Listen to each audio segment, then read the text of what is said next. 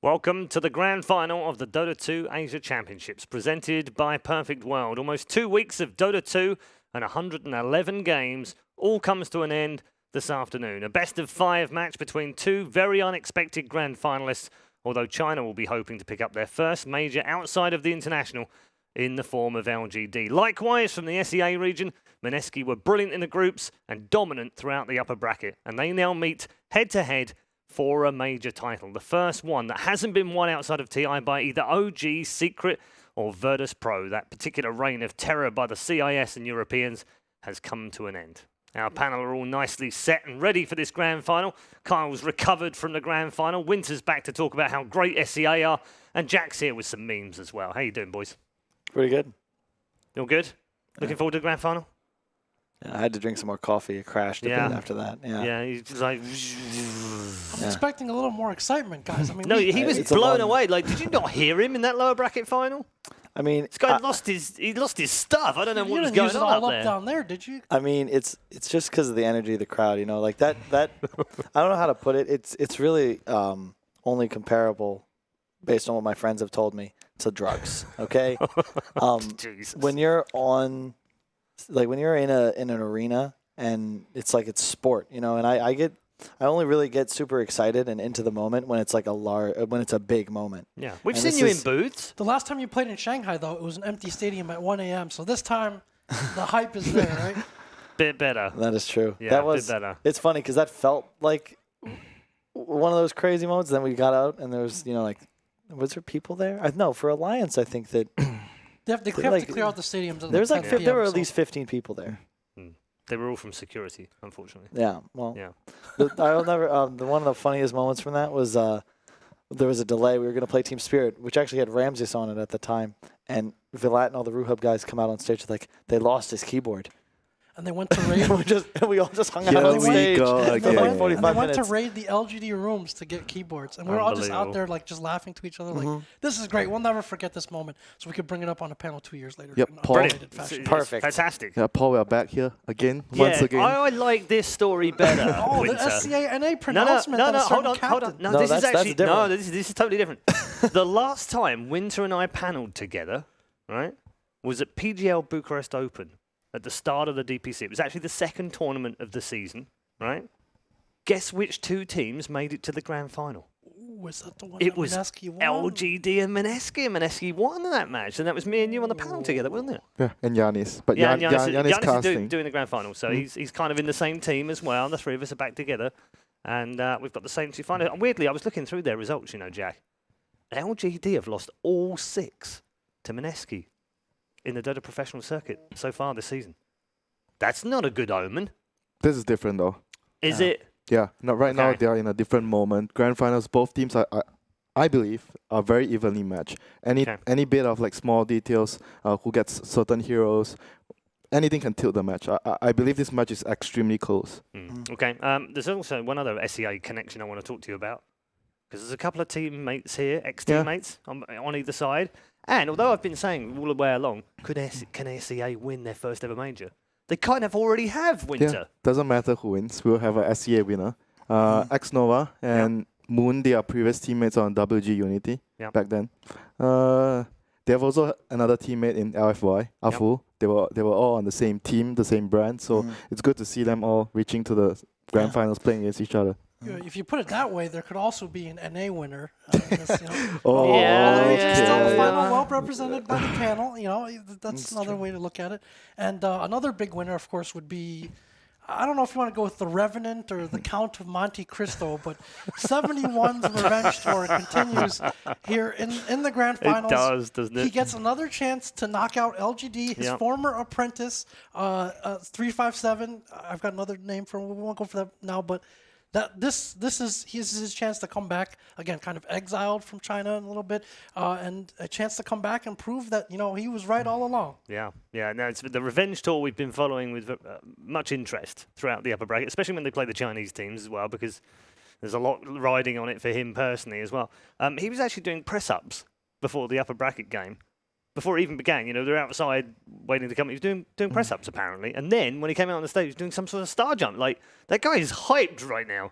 Yeah, I think some Chinese were asking him like, did you know the cameras are on you? Is that why you were, you know? And he's like, no, just getting warmed up before. I think it might be one of those coach things, you know, get the blood flowing before the match.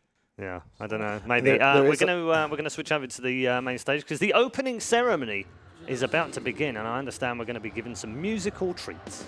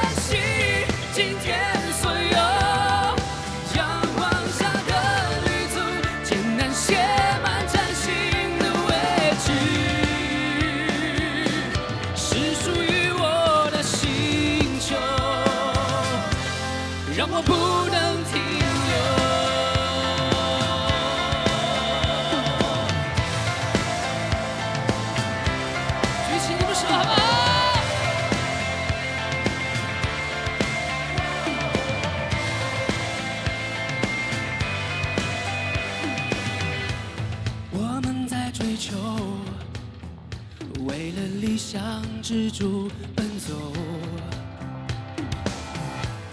回忆童年的自由，已变成守望的梦，来去匆匆的脚步，如同时光的沙漏，擦亮那星空，光芒会照亮我的方舟。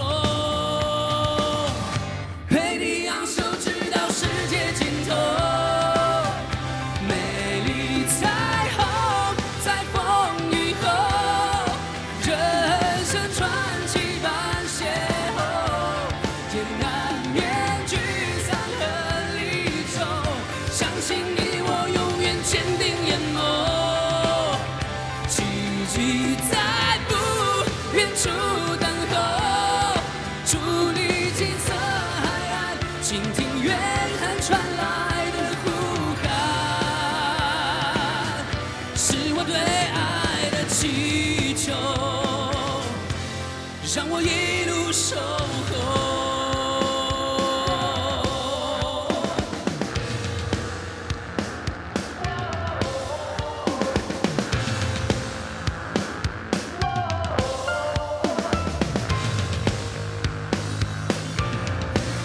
就知道世界尽头，渴望的心不要理由，闪亮的青春岁月，紧握住温暖的双手，那些错过了风景的眼泪，为了珍惜今天所有，阳光下的旅途，艰难写满崭新的位置，是属于我的星球。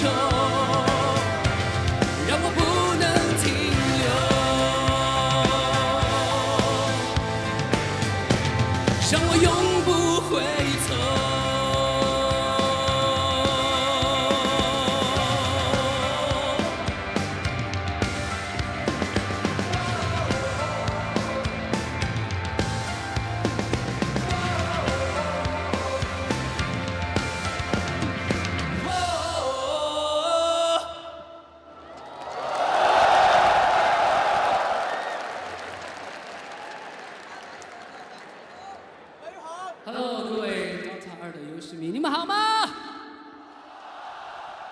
我也是一个游戏迷啊，我叫张杰，很开心的能够给大家在今天的这样的一个场合唱歌。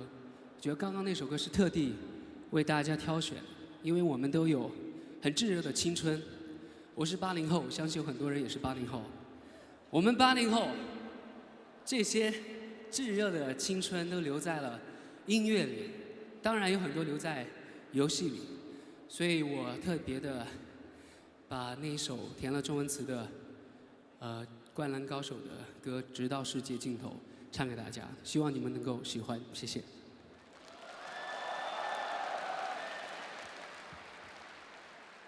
所以接下来我还会特别的准备一首歌，那是我在明天过后那个专辑里面的一首我很喜欢的主打的歌曲，送给大家，相信你们会喜欢。天下。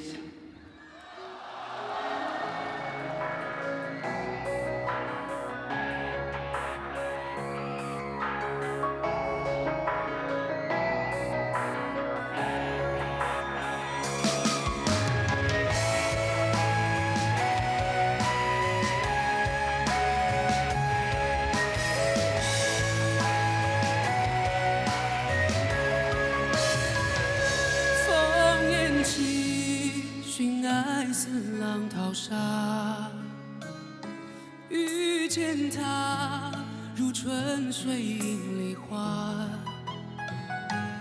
挥剑断天涯，相思情放下，梦中我痴痴牵挂。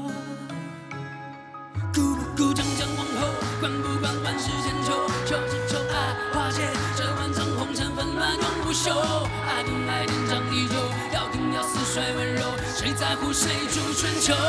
一生有爱何惧风飞沙，悲白发留不住芳华。抛去江山如画，换他笑面如花，抵过这一生空牵挂。心若无缘，爱恨也随他。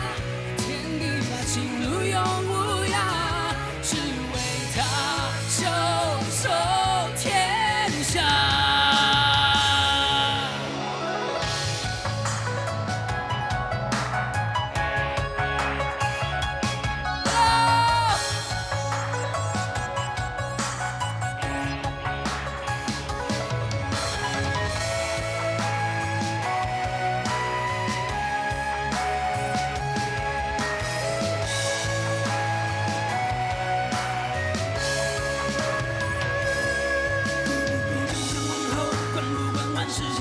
秋之秋爱化解，这万丈红尘纷乱永不休。爱更爱天长地久，要更要似水温柔，谁在乎谁主春秋？一生有爱何惧风飞沙，悲白发留不住芳华。抛去江山如画，换他笑面如花，抵过这一生空牵挂。心若无缘，爱恨也随他，天地大，情路永无涯。他袖手天下，一生有爱何惧风飞沙，悲白发留不住芳华。抛去江山如画，换他笑面如花，抵过这一生空牵挂。心若无缘，爱恨也随他，天地大，情路永无涯，只为他袖手天下。烽烟起，寻爱似浪淘沙，遇见他如春水映梨花，挥剑断天涯，相思情放下，梦中我痴痴牵挂。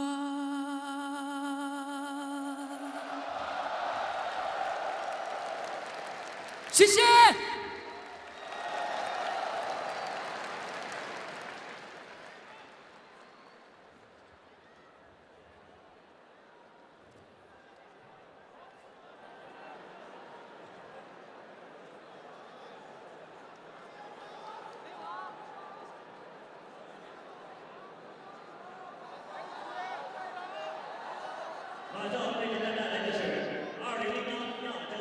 Okay, well, we've had our introductory songs. I quite enjoyed those, gents. Well, some of the better ones.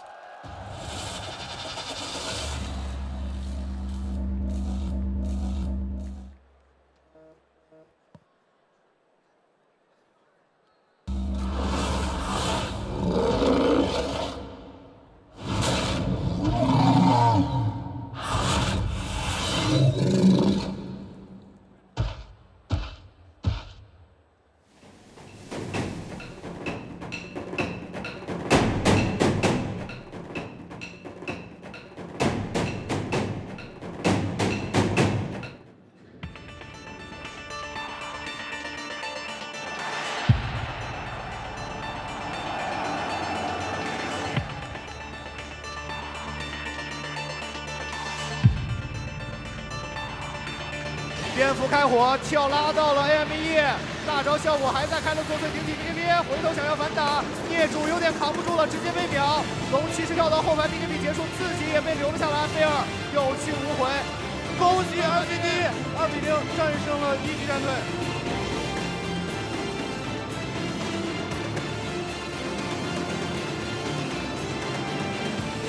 贴斯赶了过来，能不能击中后排2个？果然踢出了一个风落封死。这一波很关键，这波全人其实也走不了，可能没大小狗在里面咬人，但是走不了。小熊也要杀吗？慌了一下，看一下这边的小狗死掉。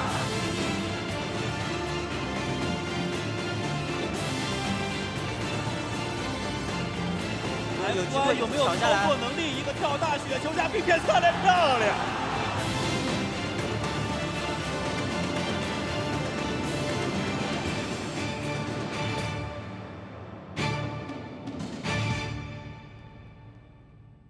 Welcome on stage, LGD Gaming.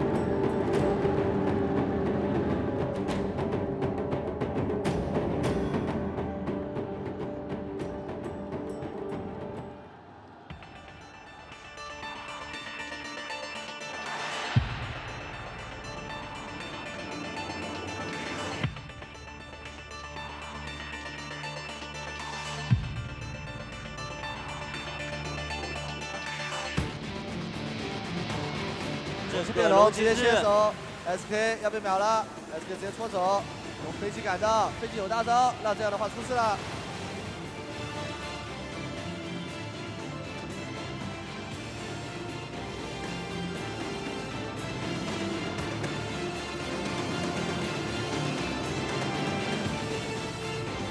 还好高台过远了，高台过远了，长期跳大图3个2给的，全都秒了吗？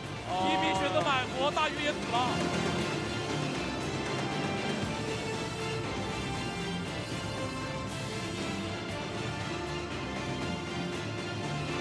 WS 满国边捡起圣剑的飞机，被控、被锤、被摇，加上一个山崩，3手控制，大圣进来之后没有大招也是顶不住。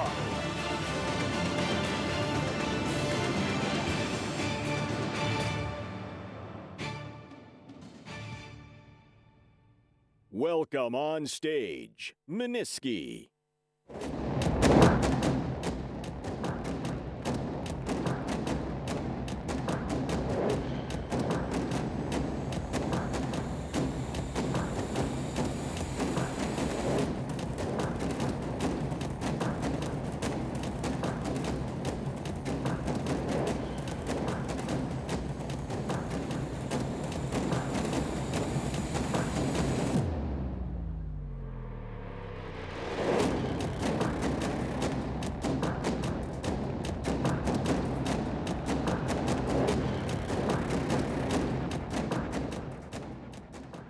Okay, here we go then. Two teams will get themselves in position.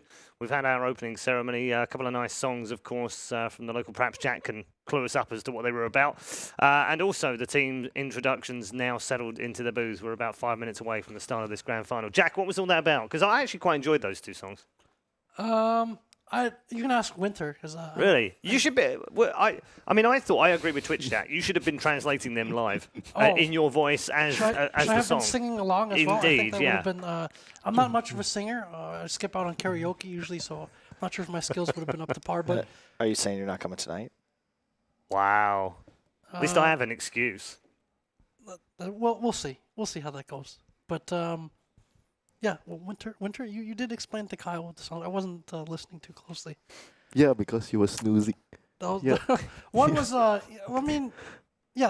usually the pop songs are usually about one of two things, right? So one would be the second one was more uplifting, probably more about like kind of destiny and working towards stuff, I guess, and overcoming things. The first one was more sad and forlorn, like a ballad, a blues song or something like that. Winter, what do you feel about that? Teenage Dreams, that's what... okay. So there is the revenge, the man who would seek revenge on the scene that exiled him with his two former DK players, going up against his former protege and student in the old eHome teams, now coaching LGD. Yep. It says on the back of his shirt, "Beat the best." I feel like you could have done those push-ups backstage, though. It's not like a good showman, right? You got to ham it up for the cameras, Kyle. That's true. But I mean, if you're gonna do it for the cameras, say you're gonna do it for the cameras. I'm not buying. It's just part of my routine. Just a nerve thing, maybe. Coming on stage, a lot of energy. Energy, Yeah. yeah. Gotta expend Excess it. energy. Yeah. For That's true. LGD. And also, it does help your team, right? Because instead of like being focused, we're in a grand final. You're just like, what the hell is our coach doing, man? And you're all distracted, and you're like, okay, well, I guess we'll just play some Dota now. All right, we're going to turn things to a more serious nature. These two teams have obviously had a great run through this tournament. How much has it taken out of LGD, Kyle, from that Virtus Pro series? How much does it take out of a team coming from the lower bracket? I mean, I think, if I'm not mistaken, there's not a single time a team won TI from the loser bracket. Except from, I think, maybe Alliance at TI3. I could be mistaken, but I think... EG come from the lower bracket? Yeah. Oh, you're right. Wow, I'm dumb. Sorry. Yeah, it was EG at DAC, too. That was the point I was going to make, because EG won that first DAC in the same manner. And it's really difficult to do so because it requires, like, a reset, not just emotionally, but also strategically, because you're no longer playing the same team. And it's very difficult to, you wake up probably like 8 o'clock, have some breakfast, go to the event, you play this 3-hour series, and over the course of that, you reach like your peak high. And then all of a sudden, you're just straight down. You have an hour or two to wolf down a quick lunch, prep for this brand new team, and it could be potentially like another 5-6 hours of Dota you have to play. It's hard. Not that I would know, however. Should have a lot of momentum and confidence, though, beating Virtus Pro. Again, we're going to have a first-time major champion here. Virtus Pro's streak of 3 straight majors snapped by LGD. I think even the Chinese that I talked to were they were not very optimistic about LGD's chances coming in. Basically, yesterday after TNC lost, they're just like, all right, it's another major for VP. But obviously, LGD has managed to overcome that. It's Ame's birthday as well. So I saw them kind of go backstage with like a birthday cake for him, too. And it would be kind of fitting because Ame has received a lot of flack recently for, first it was last year, his perceived disrespect towards burning, kind of picking anti-mage and destroying his items as he won. LGD's been kind of on this revenge streak themselves against other Chinese teams. They've been, bringing the urns out in front of the fountain and laying the urns down in front of the enemy fountain before they win. There's been some salt in the flying around in the Chinese scene. So Ame has borne a lot of the brunt of that because he's seen as, this kind of new age, disrespectful, brash player, not giving the proper respect to his forebears. But in this case, he has a chance to, Burning won it last year, to be the next kind of flag bearer for Chinese Dota in some ways, to win a second straight Chinese DAC. So a lot of pressure on him as well. And we'll see if it's the Ame that has been much hyped and believed in as new blood that the scene needs that shows up, or if it's the ATME, as the Chinese call him when he feeds. What? You see, he builds up a big bank and gives it away? Yeah. Nice. Yeah, we've seen that a few times in this tournament. And in fact, we saw that in the lower bracket game as well, Jack, didn't we? At times, there were moments when you thought, oh, what's going wrong? It's Ame feed time. And then actually turn it around in the same game.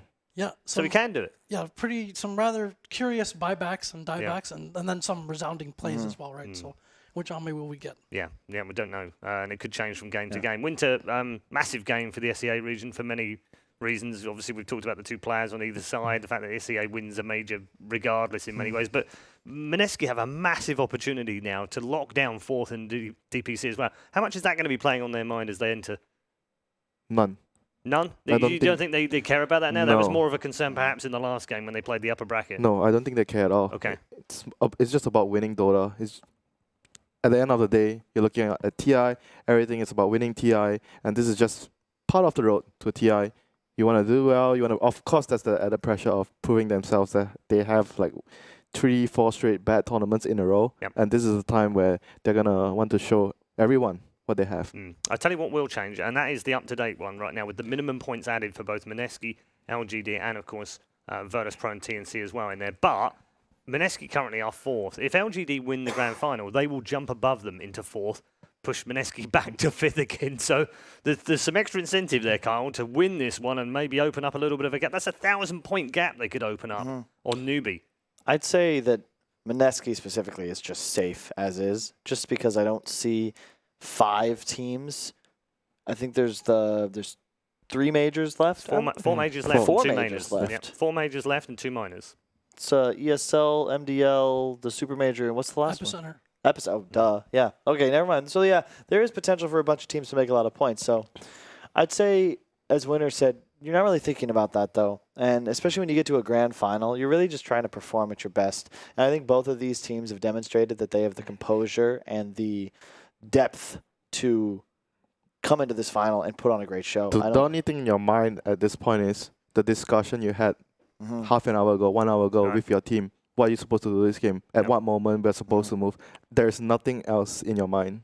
Is there any extra, we know how to beat this team kind of discussions going on, especially for Mineski on this side? Because having won the last 6 against them, I know they were a bit spread out, but 2 of them were here at the DAC. They were in the tiebreaker and in the group stages. So does that play a part in it? We know how to beat these guys. It's confidence.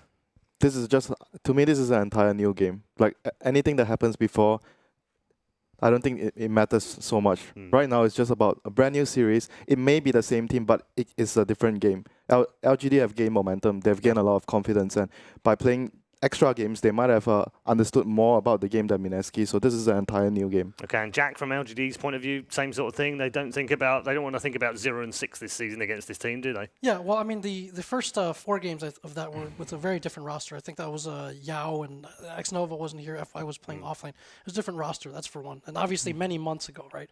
The second part is, I've heard teams and players talk about this, is like, if you lose to a team and you get to play them again, it can be very easily seen as to your advantage because you learned in the process of those, but you survived the learning to make it back to the grand finals to face them again. So I would say the first game of the upper bracket series, you saw the Huskar game, right? So that was kind of like very much like a draft win that just basically ended the game for them. I would say that LGDs should probably not fall into that trap again, although we've seen with some brood mothers, I'm not sure. So yeah, they should be able to learn from that and take that going into this series and say, all right, they beat us. I don't think we're beneath them. We have momentum coming in. We just beat VP, guys. Yeah. I think we can probably handle Mineski. Yeah. Okay. Kyle, talk to me about best of 5 metas. Because they usually have a meta all of their own, don't they? It evolves as the series goes on. Can we talk about the OP heroes first? What are the OP? Sure. We have Dark Below, Underlord. I would say it's just Underlord right now. Willow even doesn't seem as strong because you can at least deal with the hero in some way. There's no actual counter to Underlord teleporting his entire team away. It's like, I don't know, it's like you ever leave a bar at close, it's 2 a.m., you can barely breathe, let alone get in a car. Underlord is sort of like, I don't know, like a hovercraft, comes down, just scoops you away to safety, and then you can drink your water and get in bed. Get out of jail free card. Yeah, it's I just. haven't had too many hovercrafts scoop me up to safety, Kyle. I'm not sure I can relate to that one. That's no alien visitations. That's my point. It's just as groundbreaking as this sort of Uber hovercraft would be in the real world. All right. Uber hovercraft. How about the Nature's Prophet? Yeah, the Nature's hovercraft Prophet. that comes out of nowhere with friends and hits you in the face. That's true. Yeah. I mean, I saw LGD have a couple opportunities where I thought they might pick it in the previous series. I'm sure Mineski will. So based on what I saw from LGD, I think they're just going to ban it 100%. I think you ban Nature's Prophet 100%. Maybe you even ban Pangolier unless you have some sort of answer to it. And then third, Underlord if you're second pick. yeah, I think no, it's first pick actually. I think it's more scary as it's just this amazing second pick hero right now. I feel Underlord plus anything, be it a core, be it a support, it's just strong. You saw LGD open with the Disruptor Underlord. We've seen DP Underlord from Mineski in the previous series. It just seems like a hero that has no real answer, and especially considering the Roche. Like, you keep thinking of how to counter Underlord, but it comes back to like the tools. And Underlord just gives you like these 7 or 8 things that it's like a checklist of your draft. You know, there's just so much to think about. Do you have tower push, wave clear, physical damage, burst damage, magical damage, save, deep push, etc., Scaling, etc. mobility, whatever. Yeah, the list is like 20, 30 long, right? But Underlord gives you so much that you can build a draft around it with pretty much anything. Okay, Mineski took first pick, and LGD picked Radiant. All right, as expected. And our draft is underway for the grand final, game number 1. You can see the Nyx band out from LGD. Mineski choosing to go with the Beastmaster, Terrorblade, Underlord. Definitely think you get rid of the Terrorblade against LGD. It just seems like the hero they're most comfortable playing with. So there's Dark Willow, there's Gyrocopter, there is Tiny.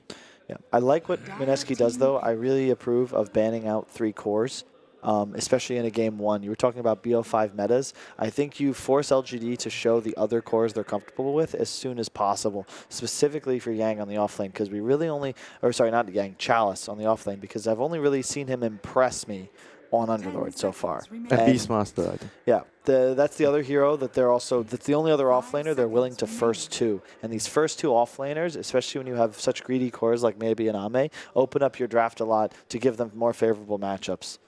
And we talked about this too, right? If you're LGD's offlaner, you're probably going to suffer a little bit compared to other teams. You're probably going to get a little bit is an understatement. Yeah, you can get a rough matchup. And then we also talked about how the offlaner has, in many ways, defined how teams have a different play style in this tournament. Do you go for the initiator? Yeah. Do you go for the team fighter? Is it some mixture of both? Is it a tempo hero or not? And so for Chalice, yeah, I think he had a game on Tide after. Yeah, should be AA+1 against DP. Yes, of course. It's a choice. It's literally AA Tiny or AA Gyro. Those are like, that's just the direction you're going in this meta. Tiny is, I guess, I would say against DP a little bit better than Gyro because you do provide the burst to kill her. I agree. 10 seconds remaining. So you need a save now. Tusk. It's probably Tusk. It's just, it's going to be Tusk. Just kidding. Pangolier wasn't banned, guys. We forgot about that one. Interesting. He's not a save, but Pangolier's Pangolier. Yeah, there's other options, though. They've shown that they're willing to pick Oracle. There's obviously the Tusk. There was OD until very recently. This is a treat, and this is something I like from LGD. If you think you can beat Pango, see if you can beat it in game 1, because it's still going to be a hero Mineski's not really comfortable with. I mean, doesn't matter how good Ice is on the hero. They've only played it a couple times. You lose one game with it, maybe it's now just dead for the rest of the series. Yeah, you have enough doubt where it's like, I don't know if we can force this. No, it gives you a lot of like draft edge because in the first game, if you defeat Pango, then you don't have the burden to ban the hero anymore. Right. It gives you more options. It also means that if they do win the first game, Mineski, then LGD then consider that a first round ban, which then moves either the Omni out or maybe even the Prophet out of the bans. Yep, they're banning out the lane matchups. Monkey King ban. Yep. The other hero I talk about a lot against Pango will be the Naga. Yep, I would agree. You just actually take him out of the Rolling Thunder with a net. You need a Lincoln's to be able to. No, you save your dagger. Like when you ulti, you don't use your dagger. First, you see the net getting thrown and you try to dodge it. That's the other way to play around it. We did see Daryl play the Pango once, I think, in the group stage. Yeah, he and went it was to heavy outstanding. utility items. Team items. Again, like always kind of getting that itemization on his offlaners, right? Almost it's a much tankier build than the public build, should we say. Or the Zai build. Although Zai did Zai's quite the a 4, bit of work though. on his... Yeah, it was a 4, yeah. I like Pango as well, just as in this matchup, because I think that's how you want to play against a hero like AA. You just want to sustain through the ultimate. And if you have a pipe hero, it's much easier to do just that. Yeah, and not only against the Pango, Naga will be great against DP. DP pops ulti, song, bye-bye, see you later. Yep. Targeting Ame pretty heavily here. And I also wanted to say that both teams, there's still a Chen on the table, which both teams can play. Yep. Chen AA, I'm not a big fan of that, like together as a support duo. Well, they might not pick it, but Mineski still can. It's still on the I table. actually really like it. We ran that in a couple games, Bucharest Major, in a lot of scrims. We had a lot of success with it because you just have such strong early game. You just drop a chilling touch, penitent somebody, and you can literally just kill them with supports. And the rest of the heroes will need to make up for the lack of stuns. Yeah, you run it with like the DKs, the Void, which is obviously banned. Tiny is acceptable. Even Gyrocopter works with it, but we'll see where they go here. I think Naga is an acceptable pick in this spot, but do they like Naga enough? I've seen FY play it. He was like the first guy to popularize that Meteor Hammer build. You talk about the Chen though, but I'm not sure about the Chen because both of them are played by Daryl. Daryl will play both the heroes, and I'm not sure if Jabs is practiced enough with Pango. I don't think you pick the Chen. You just go. And Mineski has it real easy. You just pick your supports. Think about what hero you want to put Mushi or Moon on. I guess Tusk, you get the save and you get the combo with the. Yeah, the Tusk. I'm sure that if Tusk is available, they're going to take it. I've seen that combo with Pango. There's really no replacement to just essentially creating a pinball of stunning, Clockwork. rolling The other damage. one would be Clockwork. Yeah, but Clock's just Clock is so underwhelming as a hero. You don't have the ability to just save your core and have him BKB immediately out of it. They're taking a long time. I mean, in general, LGD doesn't pick their they leave the support to last. So they want more burst against DP, the corrosive haze. Maybe there might be there might be an idea behind the Slada, like maybe a PA. Can you utilize? You can use haze on the Pango while rolling, right? Because that is and you right click and kill him. Yeah, exactly. That allows you to right click him during the ult. Pretty hard. It's also a good hero with the AA, but Is that better than the Naga? I'm not sure. It's just for the damage amp, and if they synergize it with one of these like range cores that they favor for Ame, I can see it. I'm just not a huge fan of it in this game, especially with Mineski still having 2 supports available. I mean, they still have the troll, right, which they run quite frequently on Ame. I think Oracle just skyrocketed in value for Mineski as well. I think the synergy with their draft is excellent, and it's my favorite support to play against AA. It also is really good against Slardar. Yep. It's just too good to not pick. There's the PA. Good call, Winter. I am not a fan of picking it that early, though. And if you look at their draft, look at all the single target from LGD. They don't have that team fight, and that's part of the reason I'm such a huge fan of these first 3 bans from Mineski, because without Beastmaster Underlord, like what offlaner are they going to pick? Hey, it's the last pick, too. That Oracle comes out. Your Huskar sense is tingling again. My Huskar senses are not tingling in this game. I think it would be a very difficult Huskar. Hey, hello. So we get a Willow and a Pango in the same game. It's a great pick here. Excellent synergy with the Oracle, and it's super strong against LGD's lineup. Look at when he goes Shadow Realm, what actually kills him? 10 seconds remaining. It's interesting too because they have this dual rotations combo now, and there's so much peel. I look at LGD's lineup, and I just think to myself, okay, they're going to try and kill somebody. And if there's any save whatsoever, they're going to get crushed in this team fight. Mineski also with the ability to last pick a core hero, be that they're 1 or 2. I feel like you just pick some sort of... Troll? Sven? Not Sven. You get kited too easily. You want something more mobile. PL? You already have your frontliner. PL would be interesting. I like PL, but you might want something to synergize, like to help you through the early game. You don't... I feel like your timing... I don't like that ban. I feel like they have so many I knew it was going to come, though. That's why I pointed at the screen, because as soon as they saw that Oracle, they were like, we're not getting Huskard again. It's not happening. Yeah, but they have AA, though. I don't know. I feel like you shouldn't be afraid of that hero in this spot. Do they go... Maybe they go for an SF here? Could be a really strong SF game. You don't want something that has to utilize regen just because the AA. You prefer a BKB hero, like a BKB Manta builder with high HP, but that not like a DK hero, something that survives based on his skill set more so than like regeneration or tankiness, because you kind of just get exploded at a point. You already have the DP Pango frontlining. I want something that does some high damage. Could see a Puck perhaps, but then they fall off a bit. The Puck Willow combo might compensate for that. I could see Shadow Fiend. Gyro's still there. Gyro's not bad, but you probably could just get away with Gyrocopter, to be honest. Okay. We can go for revenge. Wow. Gives them another save. Really solid pick against the AA. A lot of it's a lot of single target on them too, but they have the Willow Pango to compensate. It's a different story.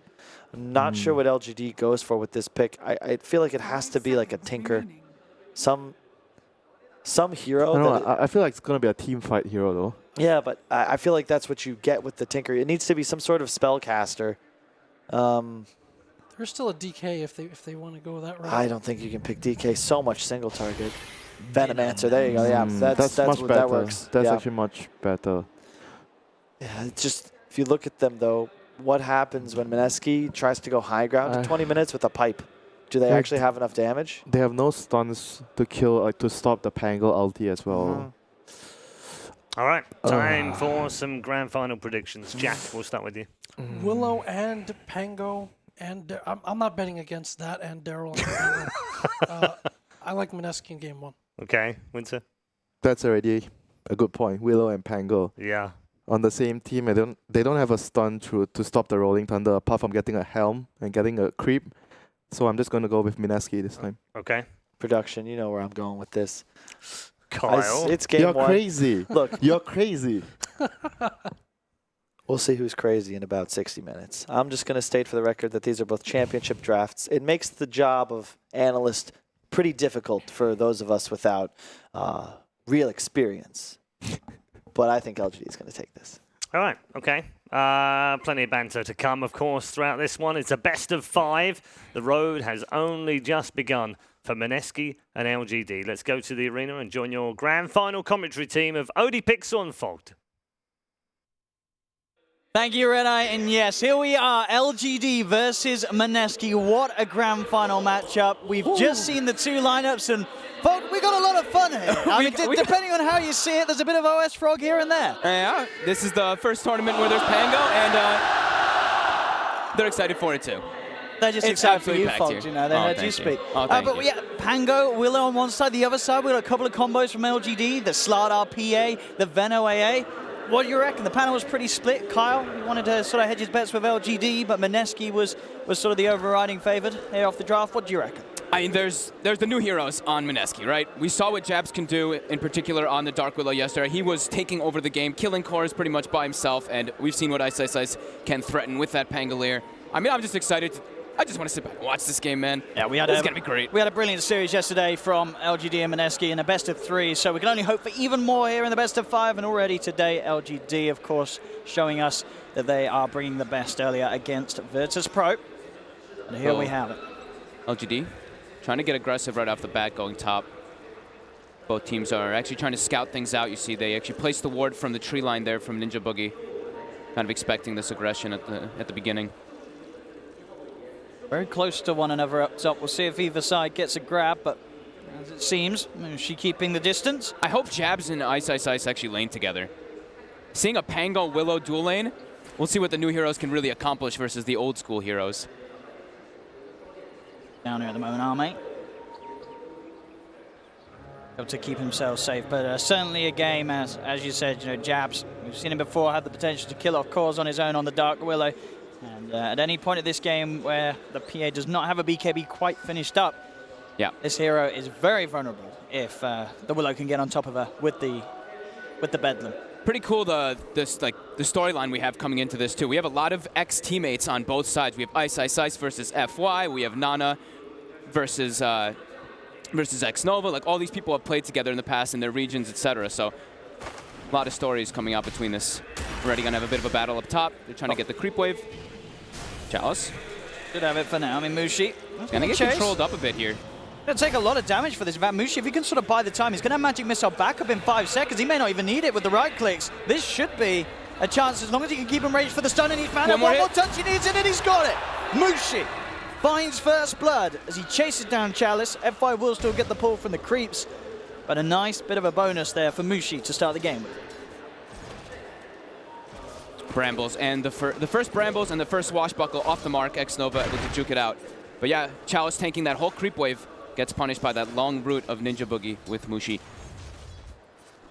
See indeed this bottom lane, the Dark Willow Pangolier lane. Something that we haven't really got the treat to see in competitive Dota, because most of the time teams will just not let both of these heroes through the draft, but somehow Mineski get their hands on both of them. And Jabs, Willow, and Ice Ice Ice Pango, some of the best on these two heroes, as we have been seeing here at DAC. Let's see how LGD can deal with it. Make a bit of an opening onto Jabs. Such a crazy adaptation in drafts. Already up the first game. Something just a little bit different being tried by both sides, specifically LGD, bringing the PA into the mix in a grand finals, a hero that is not the go-to core at all. No, definitely not. And also, I mean, on the other side too, Mineski busting out the Oracle again. They picked it versus the AA, but it's still going to be, it could be a very tough game for Ninja Boogie. He has to be very, very timely with all of his spells. Those Dispels, those Fate's Edict to block the magic damage, as well as that ulti timing. Versus AA, it's very crucial to get the ulti as the Frostbite is wearing off, so you can get that full heal applied right after Frostbite is there. So we'll see how much he's able to do on it, because it can be pretty difficult to get the timing every time. Across the map, as we're seeing, the mid lane at the moment, slight edge for Tiny, as expected with that tree, but only ever so close between the two. Yeah, I actually seen this matchup a decent amount in the past. When they first changed Tiny, I saw it happening. I think it was like Ace versus SCCC, and Ace was the Tiny. He beat the Death Prophet a couple times. So it is expected, but it's very minimal at this time. It's 13-2 to 11-1. Slight pause here, so apologies, ladies and gentlemen, for you guys and girls watching at home. Hopefully we should be able to get them sorted quickly, and we did. We're back on with the game. Knows that as well, as you can see with that nice little shiny icon, Pango. Ice Ice Ice has got a few levels on that hero. Go to plus. What is it? How many? I think that's level 5 at least. What? Okay. They did change the levels, so it's a little bit easier to get. Okay, that's true. They changed the scaling. Fair. And not to say he hasn't played it a lot, because Ice Ice Ice certainly has. The pressure, down bottom, Jabs. Get away with it here, Jabs. Is going to tick down low. Final touch indeed from X-Nova. Finishes him off. GD. Getting themselves their own kill on the board. Yeah, they got a bit over aggressive there versus PA. They don't really have the damage to take her out just yet too, so a little over eager there by Mineski. And Ice Ice Ice isn't really last hitting in the greatest fashion down bottom either. 7-0 to the 14-4 of the PA. All in all, across the map, no one really losing too much out of farm. Mushi slightly behind on the top lane, safe lane, Vengeful Spirit, as you can see, 11 for 1. And yeah, as you say, that slight lead in terms of off lanes, favoring LGD at the moment. Yeah, right now the cores, I would say, I guess, on LGD are farming a bit better, but you see Ninja Boogie has 7 last hits, so that's like he has a decent amount of net worth on that support. Very, very close opening, really, between the two sides and two teams, two lineups that we are yet to see any sort of rotations come through. Very static lanes for the first 3 minutes. It's kind of cool that they've transitioned into full 2-1-2s we were seeing in the past in the other tournament, in the other brackets and everything. It was becoming these tri lanes that turned into just dual roam. Now it's just strictly that 2-1-2 to make sure that you don't get overwhelmed in the laning phase. See up top, Chalice. Gale out onto Ninja Boogie. FY looking to close the gap. Ninja Boogie won't be able to get himself through the tree line back underneath the tower, so a dive too far that LGD will not choose to take. Bottom lane, Nova. Get caught out by the root. Ice Ice Ice heads over, grabs the invis. Somnus is coming over to help Nova. Make sure that Ice Ice Ice and Jabs don't try and finish off the AA. Needing heavy harassment. Starting to salve up, but Mushi clears his way through, has the wave of terror. FY's going to be there, though, to back up Chalice. Mushi's got to be careful now. FY with the double stun indeed. Mushi trying to turn, beat down Chalice, gets the magic missile out. Can he finish off the Venomancer with the right clicks? Chalice falling low. There, they'll finally finish him, but again, FY, second crush, will get the return kill. A 1-for-1 trade, FY. He is trying to see if he can chase down for more. Ninja Boogie salving up, clarity as well as he cuts through the trees. FY, third crush. More damage onto the Ninja Boogie, but Ninja Boogie going to be able to get back there. There's the TP now coming back in from Mushi as he respawns, and Ninja Boogie will be fine. He stepped in a bit too close there, getting hit by that the initial stun when he was trying to help Mushi. That really hurt them out, but now Mushi's back. Actually going to whiff the Gale here. Somnus is going to come in with a rotation. This may just catch Mushi off guard. Somnus will look towards Ninja Boogie. Ninja Boogie has the magic immunity, but Somnus will just continue to punch through him. Ninja Boogie looking for the jukes, but he's not going to make it away. Somnus finds the pick off, but at the same time, Mushi able to punish FY. Movement starting to come in from both sides of this top lane. Turns into a bit of a battlefield. A very early move coming out from Somnus. We now see FY ports, refills the bottle, and Somnus will more than likely head back mid. He might actually be able to make a secondary play here, but the scan comes out, and they're going to actually know that he's staying here for the moment. But Mushi has to be careful to not have the Slardar tossed on top of him here. And here it comes straight in on top of him. FY flying in from the heavens, landing straight upon Mushi. Mushi tries to stone with the magic missile, but with 3 heroes upon him, there's no chance for the Vengeful Spirit. Man, they actually caught the scan there too, so they were kind of put off by it, even though they knew that he was there. And this is certainly the lane that's starting to be the biggest of worries for Mineski, considering the CS. As you can see, Mushi really falling behind now that LGD have been able to focus him on the top lane. Bottom, quick shadow around and a TP out. We'll get Jabs back to safety. So Ninja Boogie now puts 2 wards in the top lane. Just they want to protect Mushi. He's already struggling, like you were mentioning, and they want to double up on that. So during that, Moon was able, or Nana, whichever you want to call him, Death Prophet in the mid lane, caught heavily back up in the last hits because of Somnus's rotations. Now Ice as well has started to be able to get a little bit of farm out of this bottom lane. Yeah, I think leaving him alone actually is probably the better option now. Jabs can make moves around the map because he's not really going to. It's not too likely he'll die. He has the double escape mechanics, as we see there, because they don't really have the hard lockdown. Yeah, it's very hard to get on top of Ice unless he uses the swashbuckle aggressively to clear out the wave. And every time he should be able to get himself back to safety. Mid lane, as you say, Moon continuing to just go uncontested. Since Somnus left the lane, he hasn't quite been back. Yeah, he's actually maybe he's stacking his own jungle a bit and clearing it. He actually threw the tree to get a stack while clearing the big camp. Chalice top, now with the rotation from Jabs. Trying to make a move, setting up with the Curse Crowd. Jabs will be held back. White has the crush, holds the 2 of them there. Still a root flies through onto Chalice, but Chalice will be fine. Keeps the distance, starting to spam down these wards, and well, Mineski taking quite a bit of damage in return. They back up, get underneath their tier 1 tower. FY constantly on the look for aggression with his crushes. The obnoxious poison sting from those plague wards. They also saw Chalice had several 1 charges, so they didn't want to go for that dive play.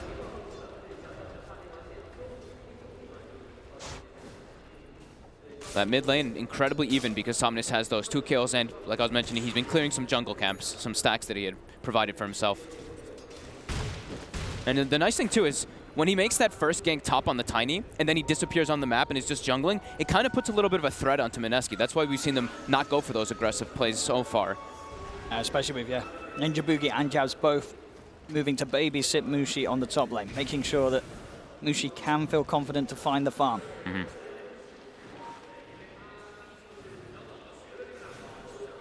Now this level 5 at the moment, FY nearly also hitting onto 5. And Slardar are getting good XP there between the 2 of them thanks to the action that they've managed to kick off. So Size, he's got the Soul Ring and the Arcane Boots finished, so he can keep the spam pretty high. Just to look to keep Arme on his toes, but Arme with this pretty much free lane now, supports are left, getting a lot out of it. Let's see if they can find something with this setup. Chalice, focus down here by Ninja Boogie, they'll get him with the Purifying Flame Nuke, that's 1. Gabs, picking up X-Nova, can they get anything more out of this? The Cold Feet will proc onto Mushi. Like the Venge, but Mineski able to kill off LGD's offlane, Chalice. Yeah, Ninja Boogie already being level 5, level 3 Purifying Flames, and the aggressive swap instantly coming out, but now some rotation. Chalice going to be going back top, and Somnus is sticking in the jungle, so they don't know where this Tiny is during all of this on the side of Mineski. So the build for Ice, I would imagine it's just going to be what, like the blink into some Guardian Greaves pipe this game, so just be that protector. Maybe not the full pipe, but versus Veno AA, it could be likely. I think just wanting to double down, get the extra heals for that Oracle ulti on the Death Prophet. He wants to be playing more of that like supportive kind of role, even though they have a Vengeful Spirit. So level 6 on Ninja Boogie now as well. So if they can set up for something else with the swap. I saw Mineski do this as well yesterday when they were playing with the Dark Willow. They're like, all right, Jabs, you're taking the safe lane. Your levels are very important in this game. We've seen how much damage this hero can do. So they try to make these aggressive moves around the map to ensure that that Dark Willow gets very, very farmed. He's gonna head up, finds X-Nova, trying to find some levels, but Moon and Mushi quickly take him out of the lane. And Ninja Boogie during that smoke gets a ward down so they can keep tabs on where Somnus is, since he's been off the map for quite a while. And an Exorcism now. Putting some heavy pressure onto this tier 1 tower. TP will come back through from X-Nova as he respawns. If anyone else wants to head in to help out, and FY, he will join the cause. Looking to just try and slow down Moon a little bit.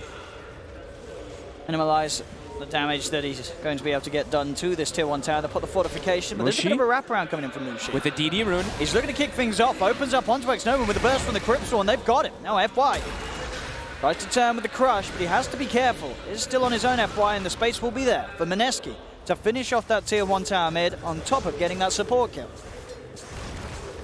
Mushi going toward top. Jabs is now level 6. Chalice has to be careful of this wraparound here. Even a TP coming in from Ice as well. They want this Venomancer, and they'll certainly get him. They don't even need Ice. Jabs and Mushi with the setup.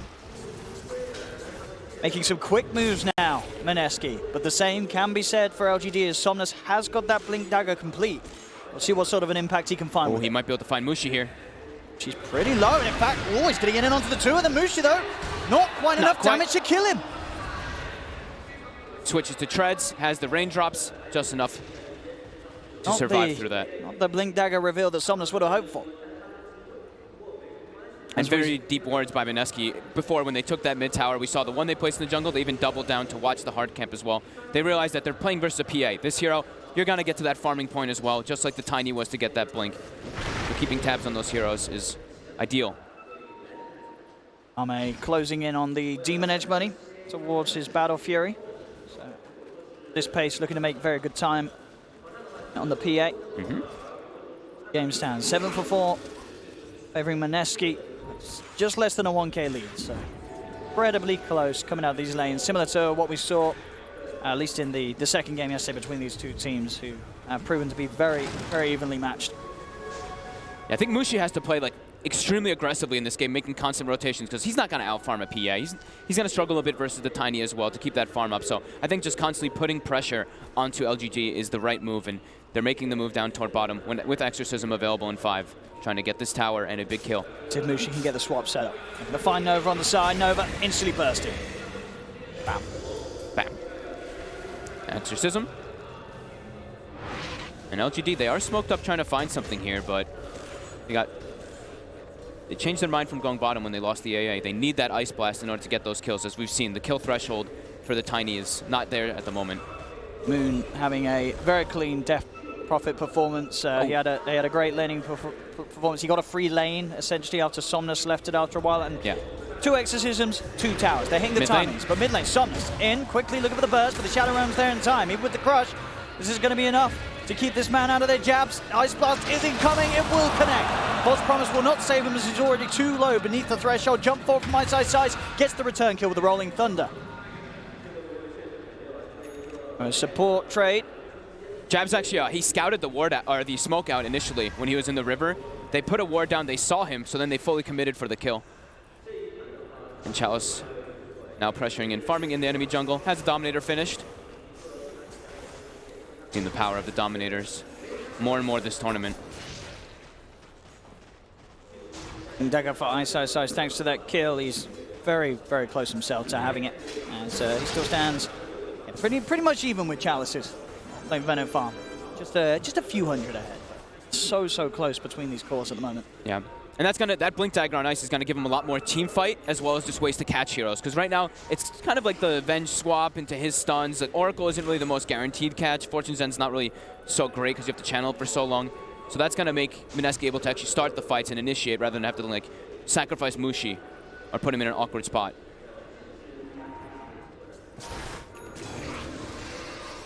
Nice.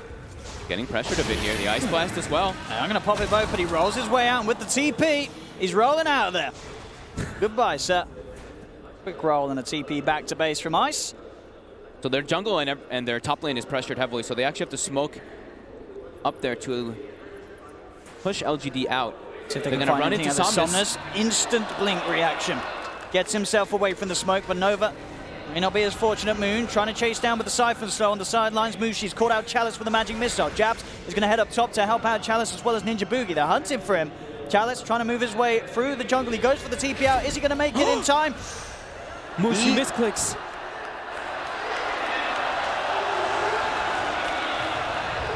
The crowd were happy with that. Mid lane, they find Ice now. They do. So what was that there? He clicked his teammate to they swap. Were right they were standing on top of each other, yeah. They were right on top of each other.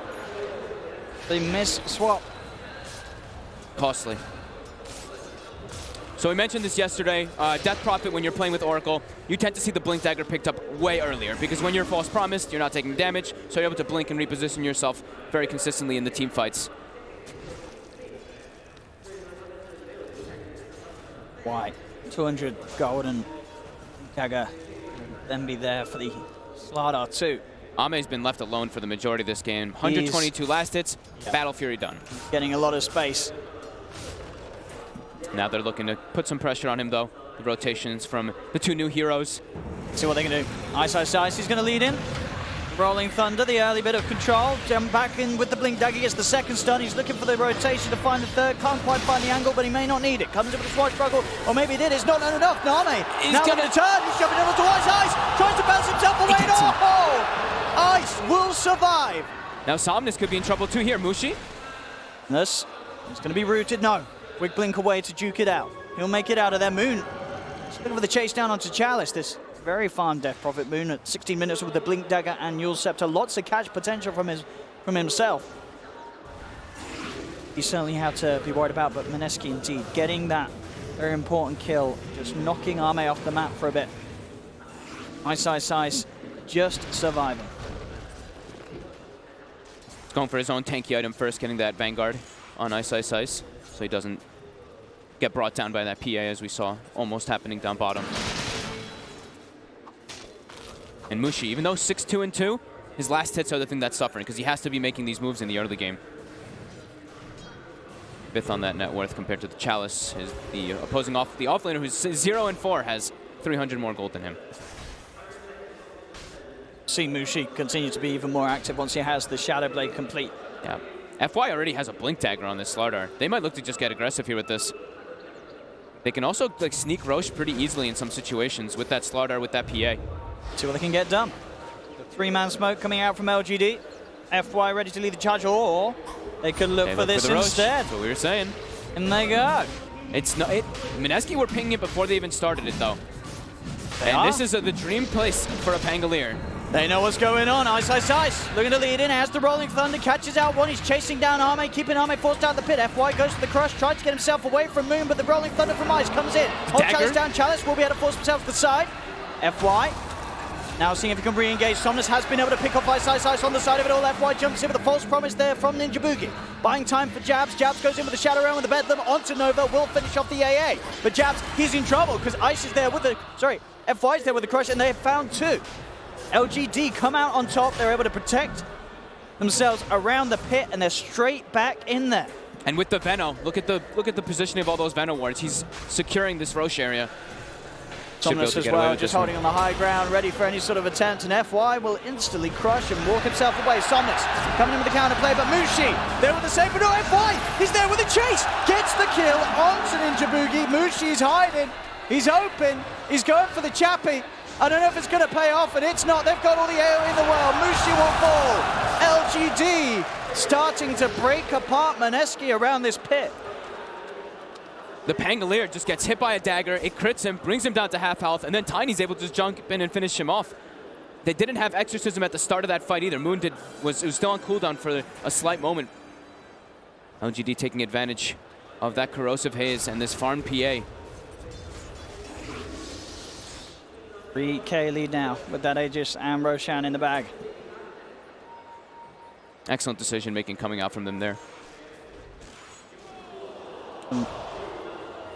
Very sweet little plays there from FY and his Slardar. Constantly moving from target to target, keeping pressure heavily onto Mineski's lineup. We'll see this again around the pit. So you see Death Prophet ulti still on cooldown. So Ice Ice Ice is trying to make as much space as possible by going in here. But look at his health, ready? One dagger, chunked all the way down. So he has to back up and gets caught out by maybe up on the high ground there. And then from there, Mineski just has to go on full retreat. Yeah, and then FY saying in with the first stun, and sure, false promise there for Jabs. LGD, they're not looking to slow down. See what they can get done with this smoke. They don't really have any long cooldown ultis. The only one they have is pretty much Veno. So they know they can keep this pace up. They've got it. Does get scanned out here by Mineski. They'll know that it is en route. Arme being spotted. Moon does have an invis room, but very hard for them to really kick in unless they catch them massively off guard. And they're going to attempt for Mineski. They had vision of top, so they saw them rotating. See what setup they get. Straight in. Into Misvidal. Gets the silence annuals onto FY. Back up inbound as Mineski comes forward. But Ice Ice sort of messes up the Rolling Thunder there. Can't get himself straight in as he hits the clip, but they're still going to try and chase. Ice catches up to FY. FY heel forward. But the rest of LGD hiding in the trees. Chalice will drop a ward down, so Mineski will know he's about. Jump in for Somnus. He's actually going back in for 3-man Avalanche. Chalice with the old Nikki is going to fall as well. LGD, they found 3 as Ice trying to hide in the trees, but Chalice forces across the cliffs. They've got the vision, and with Arme's dagger, they've got the kill. LGD with that re-engage. Somnus making the jump, making the call to play, and the rest of the team back him up and clean up Mineski. Maybe is absolutely on fire this game, from his rotations early game to securing this heavy amount of farm. Blink SNY already. Getting on the way way to the AC. As well. He says he deserves it, and he's not wrong. To Somnus, maybe. And the thing about LGD's lineup is they're very damn scary going into later stages of the game. They've got a PA, they've got a Tiny, and they've got a Slaughter with Corrosive Haze. You look at Mineski's, they want to be way ahead at this point with the Death Prophet benchmark. Finds another, jabs, walks up, gets caught out by a surprise. We'll see this play again up top. As the start, looked like Mineski may have a charge. I mean, but you see Ice, he bounces doesn't backwards, get the blink off correctly. Bangs into the walls. This is extra time where he can't instantly get in on FY. And this. Look at the positioning too on the mini map of the Tiny. All the way up in that tree line, waiting for the perfect position for them to clump up. Look at this. Waits for it. Here we go. And finds it. Straight in. 3-man Avalanche. And then it all just breaks apart. No way for Mineski to hold their own in that sort of fight. FY wasn't even looking at the screen when he took that one.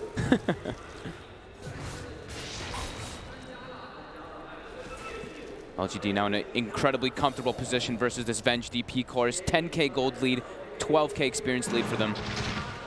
Ice. They know he's down here. Trying to be sneaky. Not the position Mineski wants to be in. Gonna cut the creeps for FY. Very hard hero for FY to catch, and they do still have the push round. They get some damage onto the tower, and they'll take it out. Another tower for LGD. They're looking to brawl. 30 seconds left on the stages. Armies with a full BKB, I believe, on its way up. May just want to wait for that to get into his hands.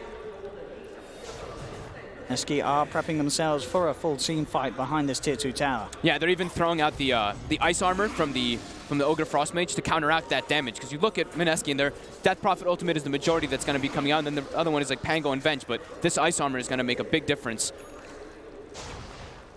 There it is. So BKB on Arme. I believe there's still a double damage rune in the Bottle of Somnus. The Aegis will time out. No Aegis anymore for Arme's PA. But he's got the BKB, like you said. And they've already got Mech as well in Chalice, so they can re-engage with all this. I mean, this Vendo's sitting at 27 armor. Overall, 11k gold advantage at the moment for LGD. Off the back of these quick players that they've been able to find and force. Jump in, FY, opening up. They're looking straight away towards Moon. He will use himself up. The Ice Blast debuff is upon him. Swap is there. Mushi trying to get Moon back to safety. The Terrorize will come through as they focus down Chalice. Mineski, they've found one. Moon, he'll get a second. X-Nova falls. They've lost two, but so Mineski here. Jumping from FY, holding down this Death Prophet. Moon, trying to keep himself alive with the Spirit Cypher. Can he do it? Something's being forced away. Jump in, but they've lost him. Arme with the BKB commit. The crits, triple kill for Arme. As he cuts Mineski down from the backlines, comes in to join the team for the big kills. What a way to start the fight and like move Mineski out of position. They jump in, they get the crush, and they aggressively force staff the Death Prophet forward. Then the swap and the Oracle come out at the exact same time, and they're able to just run over the fight because of this BKB and that DD as well on Tiny. Somnus lives with 20 HP. FY, each and every time, this man and his initiations, he'll probably pay for this one. As they do manage to catch him left behind, but other than that, he's been leading the charge, and overall, definitely favoring LGD here in this game. 15k lead, and it really does feel we are getting to this point where the Vengeful Core, what does it offer in these fights other than a nice little aura? It's very hard for Mushi to play his game when he's been kept this far behind. Yeah, so we'll see this fight again. You see that? You'll see the aggressive force staff come out from Chalice as soon as FY commits in. An extra bit of a gap, as you say, just forcing Mushi to have to use the swap to just keep Moon alive. And it puts Mushi in an awkward spot, too. They kill the Venomancer, but look at Maybe. He waits in the back, gets the kill quickly on Mushi instantly. And this double barely damage, lives. Tiny, just making a huge impact.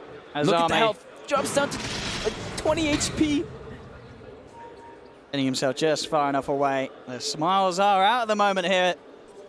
I mean, they're feeling great. They've got a PA, a Slardar, and they're already this far ahead in the mid before even the mid game and late game hits. The dream scenario for them.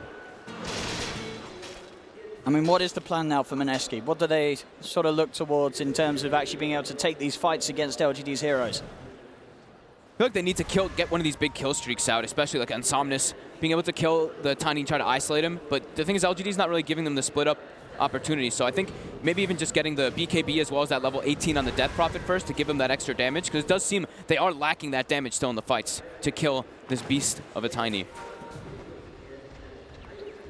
A surprise here, Somnus beating all the averages this game on his Tiny. They're smoked up already with the haste rune now in Tiny's bottle. Level 22 on this Phantom Assassin as well. Two cores, absolutely terrifying. They're looking towards Moon. Moon. And he's going to get jumped upon. F5's there, the follow-up comes through. And he dies even before his feet reach the ground after the toss. The damage is too much. LGD, 2 easy kills. And now they're on to the high ground, looking towards this tier 3 tower. They do have a buyback on Moon Mineski. But the tower's gone. Moon will buy back. But these racks falling incredibly quick. A terrorize from Jabs will come through. Ice gets the stun onto this PA. They're doing a lot of damage here to Arme, but the toss gets Arme out of there. Somnus with the same play, but it will cost him his life as FY tag teams in. They jump onto Mineski. Mushi gets bashed up. Arme is cleaning up. They've lost 4. They're going to lose Ice here as well as LGD forced the GG out of Mineski in this game 1. 27 minutes in. They just steamrolled Mineski after the lanes. They really ran away with this one so heavily. Mushi was making a lot of rotations around trying to find these pickoffs, but Ame got way too farmed on this Phantom Assassin, got left alone, and that sneak play with the Corrosive Haze, with the PA, they make the way in the Roche Pit, take a great advantageous fight as well, and pretty much secure it from there. Mineski, they needed to have the perfect early game with this, with their Venge DP cores. They needed to have everything work in their favors, and LGD, they countered it perfectly. They did. They got the FY getting the fantastic timing on the Blink Dagger, and then he absolutely made the most of it. Each and every fight, he was in there getting 2, 3-man crushes off. And as you say, just sort of the core, the draft from Mineski with this core Vengeful Spirit, it was always going to have this weaknesses, and we saw LGD expose them. Yep. Well, there we have it, ladies and gentlemen. LGD leading this best-of-5 grand finals with 1 game in at the moment. Yes, indeed. LGD start things off in the grand final just as they ended the lower bracket final against Virtus Pro with a victory in game number 1. The combination of the brand new 2 heroes together didn't pay off this time for Mineski. Our panel here to tell you exactly why that didn't work out, particularly one man who got the predictions correct in the first game. Of course, it was Kyle. Indeed. There really isn't enough time in the pregame to discuss the holes in Mineski's draft, but 4 staff countered their entire lineup. They have 4 squishy int heroes and a Pangolier, so there's no natural frontliner. Pango likes to go in 2nd or 3rd, not really start a fight, and they have way too much single target. Not to mention you have Venge and a DP core. Like, there's no actual hero that's utilizing the armor reduction and the damage amp from a Vengeful Spirit, and they just have such a difficult time taking team fights because LGD have a Venomancer, and coming into this tournament, I said there were 3 heroes that are undervalued. Ancient Apparition, Venomancer, and Underlord. Underlord's now getting first banned. AA Veno, it's too much damage. All they have to do on LGD is use their spells. And they're going to kill multiple heroes. They're going to end up taking a fight. They even have the Radiant Roche advantage in that they have a Slardar. So at any point, they set up a ward wall, and this was a perfect example of just that, where they just use their spells, they hit a bunch of heroes, and all of a sudden everyone on Mineski is dead. And what can you do? Yep, the DP that was supposed to be the tank this game for them couldn't be the tank. They first picked the DP knowing that A is in the pool, so she had like armor problems because of the Slada plus PA, and then she needs to build like a BKB. I'm not too sure about like the dagger into like the use into dagger. It seemed like, but then again, Carl mentioned they lack initiating heroes. They lack someone that can start the fight, so the rest of them could follow up. So DP maybe felt like she had to go for those kind of items, but it wasn't really ideal against the lineup. So she couldn't tag. Like she dies so quickly in the fights. Yeah. Multiple sources of damage amp. You saw Liquid utilize this a lot at the last TI, and it's very popular even in the meta today. Maybe ET falls off, but now you have AA, you have Slardar, and Death Prophet is the only frontliner for Mineski, but it's also first picked and hard countered. Yeah, too many OP heroes in one team doesn't make a good team. Yeah, I think that's a valuable lesson, isn't it, Jack? LGD must be thrilled after this first game. Yeah, again, momentum's on their side. And then when you see like the save that Mineski has, I think if you want to play this kind of raid boss lineup, you need a better raid boss to be enabling. I think the Death Prophet, again, with like the lack of AoE, with the lack of ability to kind of urgently end fights in those few seconds, like at some point you just get outlasted. And they have so many tools for blowing him up anyway, or for getting to the back line and just killing the supports or killing whoever needs to save her. So it just becomes a very difficult fight as the game goes on. Of course, as Kyle mentioned, Radiant has several natural Roche advantages already, and then with the amp, you can kind of sneak it at any time with the Phantom Assassin. So I think Mineski started this game off okay, but eventually the lack of balance in their draft really cost them. Maybe on the Tiny, he was the shining star throughout the game. He was the guy finding all the initiations and did really well in the lane, moved around, created space. He had a really quick dagger, like 11 minutes, if I wasn't mistaken. Just did so much in the game. Yeah, I like the way Chalice played the Veno as well. It's not something we've seen them utilize recently, but I thought his itemization was perfect. Just these nice cheap items. The Aquila wanted to start. You need a helm. Yeah, Helm of the Dominator hero, into Force, into Greaves. He never really dies, and if you look at the way these team fights are going to go down, as long as the Veno gets his spells off, like, he provides so much vision, and it makes playing heroes like PA and Tiny so easy. You saw that fight where Tiny and Veno are just hiding in the trees. A ward goes down. They're in a creep wave. Tiny sees 3. Boom, boom. They're all in. And suddenly, Mineski has no choice but to turn tail and run. They also don't have, like, who's buying the Helm of the Dominator? And who's utilizing the Venge Aura and the Pangolier armor Venge reduction? could buy the Helm. Yeah. They just don't have a real carry. Like, you need to replace 2 of those heroes. I think you just honestly, but the problem is you first pick the DP, right? So how do you change that one?